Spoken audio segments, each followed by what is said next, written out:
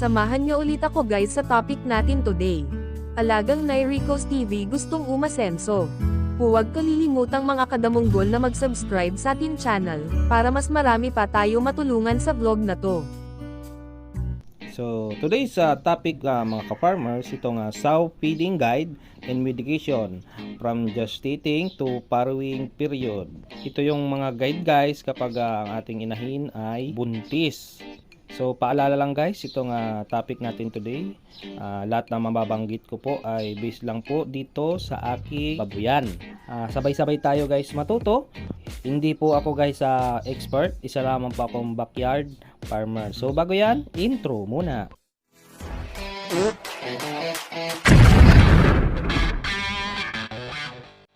This is Nairicos TV, ay isang damunggol vlogger. Natin, 2 weeks old. Yeah. Tingnan rin, ha? Ang sarap! Kapit sa ating mga alaga. Okay.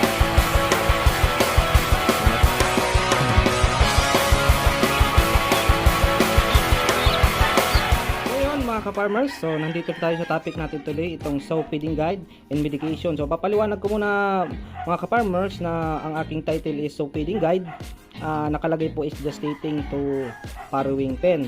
So dito po sa akin is nakalagay is 2-in-1 farrowing pen, kasi ang aking kulungan mga ka-farmers is isang gestating and farrowing pen. So pag ganito na hindi pa siya nanganganak is gestating muna siya. Kapag nanganak po siya, ilalagay ko po yung mga farrowing niya. Ayan, hindi po yan naka-fix yung mga ng mga biik natin. So ito, meron pa siyang isa dyan, doon nakatago lang. Kapag nanganak siya, inilalagay ko na po yung mga lagayan dyan para sa mga kanilang, para sa kanyang mga biik. Kaya tinatawag ko po na 2-in-1 farrowing pen. So dito mga ka-farmers, sa aking feeding guide is makikita nyo is so feeding guide na 2-in-1 farrowing pen. So kung meron po kayong sinusundan na guide sa inyong babuyan na mga ka-farmers, is kung maganda naman pong resulta, video na po yung i-continue. Ito is guide lamang sa aking babuyan. So makikita nyo kung paano ko inaalaga ng aking mga inahin. So dito po guys is meron tayong day in period, uri ng pagkain, dami ng pagkain, medication at maintenance in activity. So ito yung mga araw na gagawin sa ating inuhin mga ka-farmers. Dito sa dry period, araw ng pagwali, ito ay ginagawa lang mga ka-farmers kapag meron tayong nanganak na po na inahin. So ito araw ng pagwalay, breeder po siya, kalahating kilo lang po ang binibigay kong feeds. Dapat po sa araw ng pagwalay is ma-deworm na po natin ang ating mga inahin, kasi within 3 to 7 days is mag-ano po yan, mag-i-inhit po ulit yan. So nakahanda na po siya, kaya kailangan natin siyang i-deworm. Kapag naman po ay meron kayong dumalaga na hindi pa po nanganganak, dito na po kayo magsisimula sa araw ng pagbulog. Breeder na po agad ang ating binibigay, 1 kilo yan. Tapos sa medication, wala po kung nilalagay pong medication, kasi tubig lang talaga. Ayan po ang susundin nyo kung meron po kayong dumalaga at meron din po kayong inahin na nanganak na. So dito lang po kayo titingin, dry period. Ito sa araw ng pagbulog, pwede sa inahin at pwede po sa dumalagang inahin. So mga ka-farmers, dito naman sa day 2 to 7 is makikita nyo is developer and breeder pa rin ang binibigay ko. So dinagdagan ko na po ang dami ng pagkain ng ating inahin. So ginawa na natin 2 kilo. Dito naman mga ka-farmers, day 8 to 99, so mahaba-haba po ito. Developer pa rin po, breeder feeds ang binibigay ko. So dinagdagan po natin, ginawa natin 3 kilos. So dito naman sa medication, yan, makikita nyo is iron. Yan, 5 ml po. Sa darating na 90 days ng ating inahin, binibigyan po natin yan ng iron, 5 ml, para hindi po maging anemic ang ating inahin at mga biik, kaya binibigyan po yan ng iron. So importante guys na meron tayong veterinaryo at technician para sila po ang magbibigay po niyan, para sa kagandaan ng resulta ng ating mga inahin at biik. So, sa day 100 hanggang 105 mga farmers is breeder pa rin ang binibigay ko, 3 kilo pa rin. At sa 100 days, tandaan po ninyo is sa 100 days is kailangan natin siyang purgahin ang ating inahin, kasi kailangan nating ma-deworm. So kung naalala nyo yung naka-vlog natin nung nakaraan is kailangan i-deworm para ma-flush out lahat ng mga parasitiko or bakterya na nasa tiyan ng ating inahin. Kasabay na po doon ang ating mga biik, kaya kailangan i-deworm kung manganak man siya. Yung biik natin is meron na siyang paunang deworming, kaya napakainan po na dinideworm ang ating mga inahin sa day 100 days ng kanyang pagbubuntis. At dito naman mga ka-farmers, ito sa day 106 is nakikita nyo is breeder and lactating mix. So ibig sabihin niyan na mga ka-farmers is 7 days before na mga anak ang ating inahin, pakainin natin siya ng lactating para sa kanyang gatas. Pero dito po sa aking babuyan, ang ginagawa ko is mixing muna.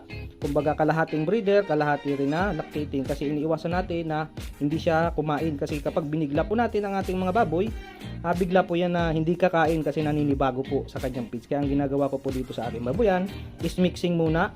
Yan, tapos 2 kilos, tapos bibigyan natin ng electrolytes. Kahit ano pong klaseng gamot o powder o sa tubig, electrolytes po ibigay natin kasi kailangan po ng energy ang ating inahin kasi malapit na po siyang manganak. So dito guys, sa 107 to 111 days is lactating na dapat. Kailangan na pure lactating na po ang binibigay natin. So makikita nyo is nagbawas na tayo. 1 to 2 kilos na lang po ang ating binibigay. So naka electrolyte pa rin para sa kanyang energy. Dito naman sa day 112 hanggang 113 is 1 kilo na lang. Lactating pa rin, pero 1 kilo na lang mga ka-farmers yung binibigay natin. Pero last 3 days ng ating inahin bago siya manganak is binibigyan po natin ng electrolytes at dextrose powder. Yan yung nakikita nyo. Dextrose powder mix with sugar. Kailangan natin mag-mix ng water with sugar kasi dagdag energy po yun. Kasi manganganak po yung ating inahin para hindi siya mahirapan manganak, para meron siyang energy sa pagpalabas ng kanyang mga biik. At sa araw ng panganganak, mga ka-farmers, itong day 14 is makikita nyo, wala na po tayong pakain. Wala na po tayong pakain sa ating mga inahin. Kaya ang ginagawa na lang namin is ulit natin siya ng water with sugar mga ka-farmers para may energy pa siya. So meron na po akong vlog dyan sa mga sinyalis na manganganak na siya sa day 114. Pwede nyo panoorin sa aking vlog. Check nyo na lang po. Kaya tatandaan po natin guys, sa 114 sa araw ng kanyang panganganak is walang pakain sa ating inahin. So yan po yung feeding guide ko mga ka-farmers. Pwede nyong gayahin para makapagbigay ng guide sa inyo. Kung meron man po kayong sinusunod na ayos naman po yung resulta, pwede nyo po yung i-continue. Ito ay isang guide lamang sa aking babuyan. So dito po, bago tayo matapos sa ating vlog, is di ko na topic itong maintenance and activity. So ito yung mga araw-araw na kailangan gawin sa ating babuyan. So makikita nyo is vitamins at only water. So kailangan po yan only water. Huwag po nating titipirin sa tubig ang ating inahin kasi kailangan po yan ang ating inahin para hindi po mahirapan siyang manganak. So meron din po dyan electrolyte for maintenance. Pero dito po mga ka-farmers sa aking babuyan, ang ginagawa ko is may schedule ang pagbibigay ko ng vitamins. Ang ginagawa ko from Monday to Thursday, straight po yan, may vitamins ang kanyang tubig. Tapos pag Friday to Sunday is wala po akong binibigay na vitamins. So tubig lang ang binibigay ko. So dito pa po, isa pang activities na kailangan natin gawin sa ating inawin, itong paligo every 12 PM. So pag mainit ang panahon na mga ka-farmers, kailangan natin siyang paliguan. Kasi iniiwasan natin na uminit ang katawan niya. Kasi pag nainitan masyado ang ating inahin, kasi ang feeds niya is mainit na rin, tapos mainit pa ang panahon, is magkakaroon po tayo ng mummified na biik. Kaya pag sa summer mga ka-farmers is kailangan natin siyang paliguan. Kapag maulan naman hindi na kailangan na paliguan ng ating inahin.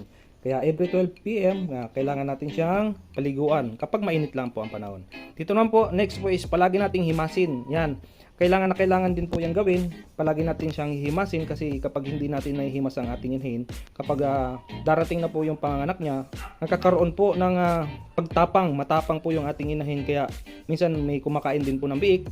Kaya kailangan natin pabaitin ang ating inahin para pag nanganak siya, mabait siya sa atin. At isa pa po, dito, pakain tuwing tanghali. So alternative na pakain po sa ating inahin, nakita nyo is may saging, Madrid agua at kangkong. So tanghali lang po yan binibigay mga ka-farmers. So nakakatulong po yan sa ating inahin para hindi rin po mahirapan ang ating inahin sa kanyang panganganak, kasi may fiber po ang mga ganitong pagkain, saging, Madrid agua at kangkong.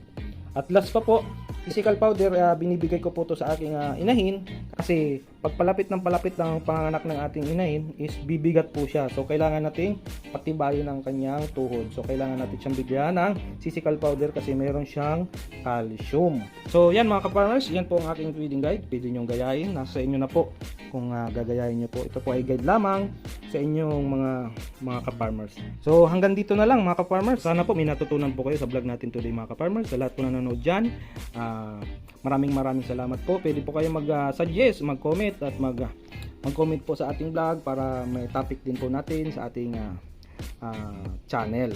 So hanggang sa muli mga ka-farmers, this is Rico TV. Love you all. Bye-bye. Tada!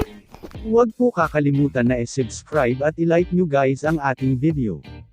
Maraming salamat sa lahat ng nanood sa premiere ko. Hanggang sa muli, this is Nairicos TV again, love you all.